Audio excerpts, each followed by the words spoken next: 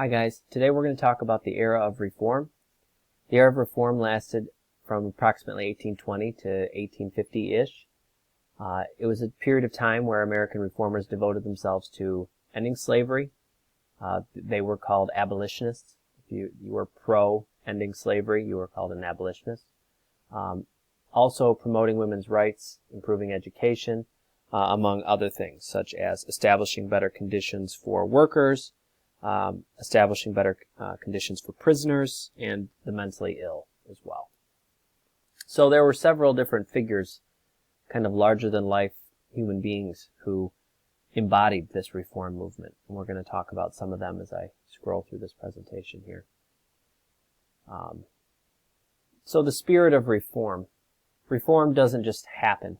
There has to be a great deal of sentiment for it, meaning there has to be a lot of people with the same ideas working toward the same goal. So a lot of the reformers were inspired by a religious movement that we call the Second Great Awakening. And it was really a religious revival in the 1820s and the 1830s. And it really fired people's emotions up. Before the Second Great Awakening, people generally believed that they were predestined to go to heaven. Meaning you were born and God had already predetermined that you would either go to heaven or not. Okay? The Second Great Awakening changed that.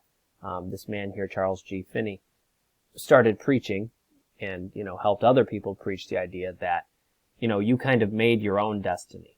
And if you were a good person and you did good things, what the religious people called doing good works, you could gain forgiveness for your sins and you could go to heaven despite what your destiny, quote unquote, was. So this whole idea that you could be saved by doing good works, it gave men and women a reason to work for the improvement of society. So that's why you have a lot of people during this era starting to work toward reforms in many different areas.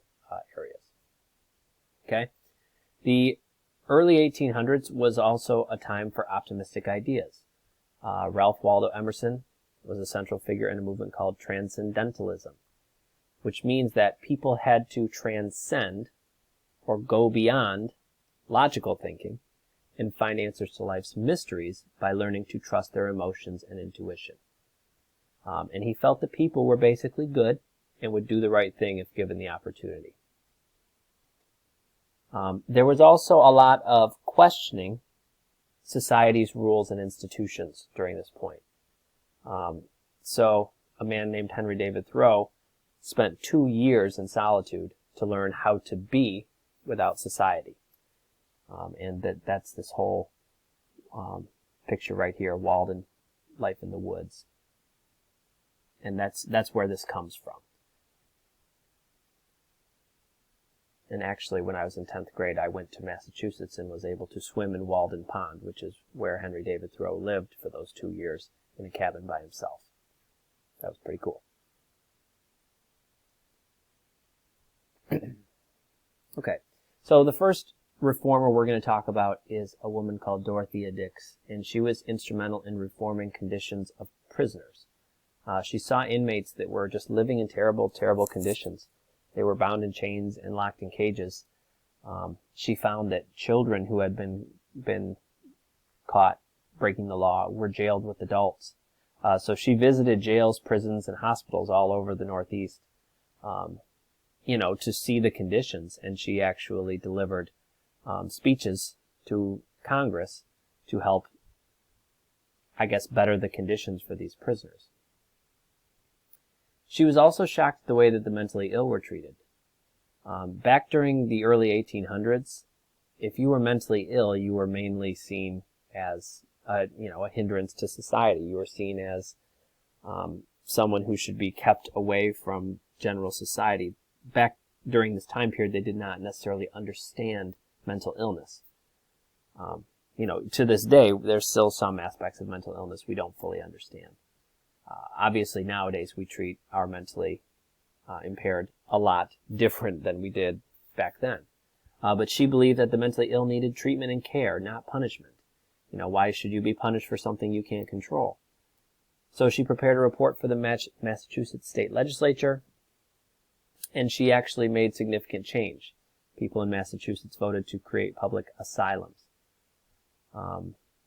She also helped to make sure that by 1887, debtors were no longer put in prison. So back during this time period in the early 1800s, you could actually be thrown in prison if you carried debt.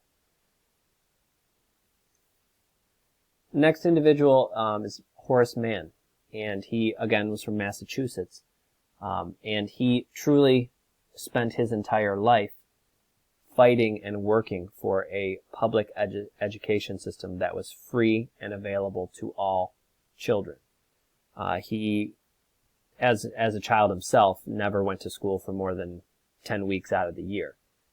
So he fully appreciated, what a good education could do for a child, and, he was his whole life fighting against the poverty and the other negative things that he witnessed, in children, especially in the cities, who often, children in the cities often had to turn to a life of crime, if they were very poor, because they did not have the education or the help that they needed to lift themselves up out of poverty. So, Horace Mann is called the father of American public schools because he spent his whole life fighting for all American children to have a free and public education. So I'm going to highlight one thing from this. Most children simply didn't go to school at all in the early 1800s. And if you were going to school, you probably had wealthy parents who were able to send you to private schools.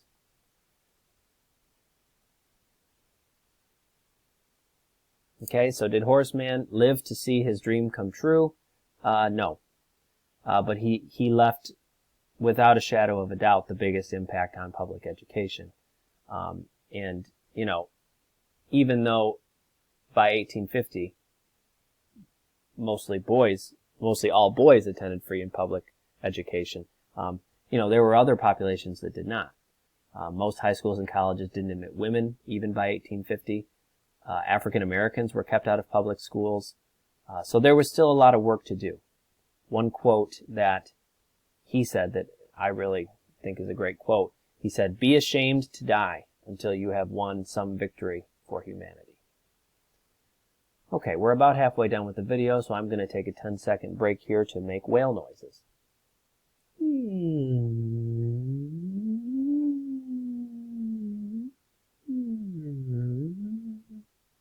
Thank you. Slavery was another huge, huge issue that was a focus of the reform movement. The big question was, if America was the land of the free, how on earth could it allow slavery? So people who wanted to end slavery were called abolitionists. By 1792, many states had anti-slavery societies, mostly in the North, actually pretty much exclusively in the North. And while the slave trade ended in 1808, meaning we could not, or southern states could not any longer import slaves into the country, there were already enough slaves in the country to reproduce their population and grow their population beyond, what we could ever think to import into the country, if that makes sense. So basically, slaves were having enough children to replace the ones that were dying and more. So there was a lot of disagreement on how to end slavery. There was a group of radicals who wanted to inspire slaves to rise up in revolt. There were a group of pacifists who wanted to find a peaceful solution to end slavery immediately. And then there were moderates, people who kind of saw it as, we need to give slaveholders depend on slaves for their income and their livelihood. So we need to give them some time to develop new farming methods so that they wouldn't just be, poor and destitute after we free their slaves.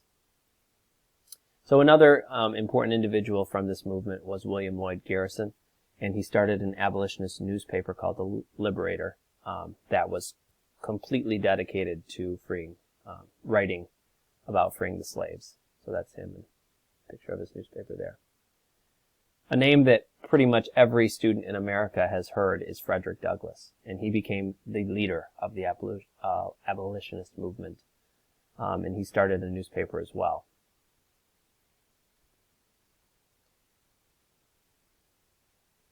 The reform movement was also a time for women to start speaking up and speaking out. two important women of the women's movement was the Grimke sisters, Angela and Sarah. And, you know, they were advocates for women's rights, but they were also advocates for abolition, for getting rid of slavery.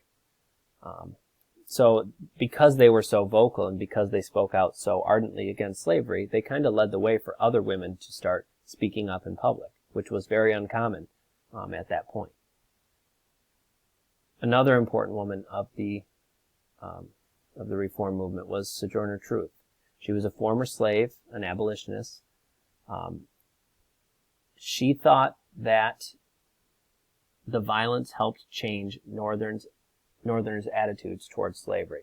Meaning, you know, a lot of the violence that was happening between abolitionists and slaveholders and slaves and slaveholders, she thought that that violence kind of was helping to create the mood in the North that slavery was bad and it needed to be stopped. So the fact that women were starting to take part in the anti-slavery fight actually started to get them thinking and starting a movement for the reform of women's rights. So one reform kind of led to another.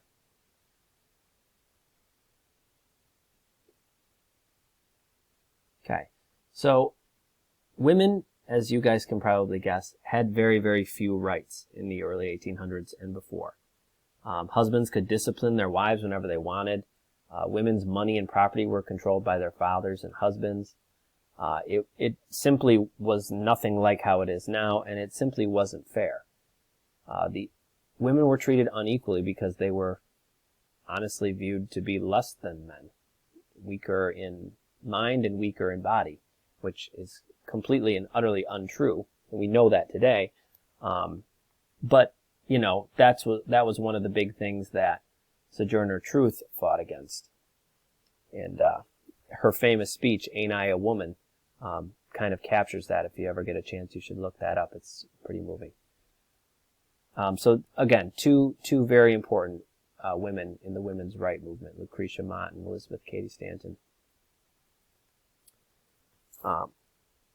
You know, spoke up against the harsh or unfair treatment of women. And the last thing, because I see my time winding down here, the Seneca Falls Convention and the Declaration of Sentiments. These were two very important things in the history of women's rights. So the convention itself started on July 19th, 1848. And I want you guys to think about this like the Constitutional Convention that our founding fathers had, right? This is a group of women who are coming together, and they had written up a proposal called the Declaration of Sentiments, which they based on the Declaration of Independence. And they even started it with the same language. We hold these truths to be self-evident, that all men and women are created equal. Okay, so these were abolitionists, these were Quakers, which were religious people who were very peaceful and hardworking, and local housewives, farmers, factory workers attended. So it was a big group of women, and they were basically coming together like the founding fathers had to assert the fact that they had rights. They were tired of being, you know, second-class citizens when compared to men. So the Seneca Falls Convention, where they had their Declaration of Sentiments, voted to approve the idea that women should have the right to vote. And the convention helped to create an organized campaign for women's rights. So were women given the right to vote right away? No, but this is what started the fight, which eventually ended in 1920 with women getting the right to vote. So these women, though it wasn't immediate, though it took a lot of hard work and a lot of setbacks, they continued to fight for their rights. And that's why we remember them, because they fundamentally changed the way that America works, the way that our country works. And all of these reformers did in their own way. So that is why it's so important to look back on these reforms, because without change, our country stops moving forward. Our country stops growing and becoming better. Okay, thank you for listening. That is all, folks.